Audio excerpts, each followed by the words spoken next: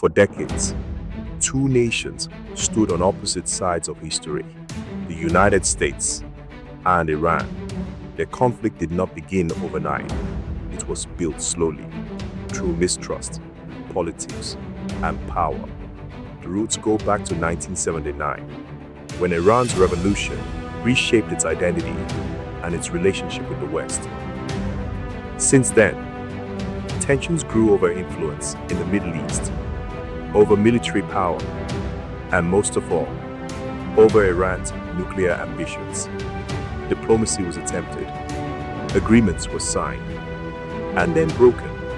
And over time, the distance between both nations only widened. By early 2026, the world stood on edge. Years of sanctions, proxy conflicts, and failed negotiations had created a fragile situation.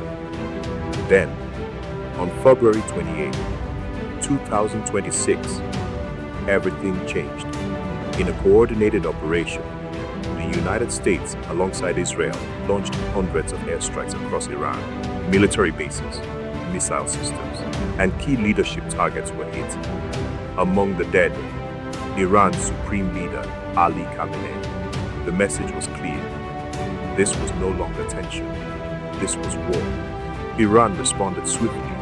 Missiles and waves of drones were launched across the region, targeting US bases, allies, and infrastructure. The conflict spread beyond borders into Saudi Arabia, Qatar, Iraq, and the strategic Strait of Hormuz. A regional crisis had become a global concern, but behind the headlines were human lives, cities shaken by explosions, families displaced, and civilians caught in the middle. Thousands were affected not by politics, but by consequences. The war disrupted more than just nations. Oil prices surged, global trade routes were threatened, and uncertainty spread across economies.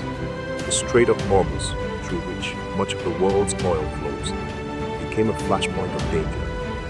What happened in the Middle East echoed across the world. As the conflict continued, ceasefires were announced and then questioned. Military forces gathered, and the possibility of escalation remained real. Diplomacy struggled, while both sides prepared for what could come next. This war is not just about weapons or territory. It is about power, influence, and the cost of unresolved conflict. It is a reminder that when dialogue fails, the consequences are felt far beyond the battlefield. The story of Iran and the United States is still being written.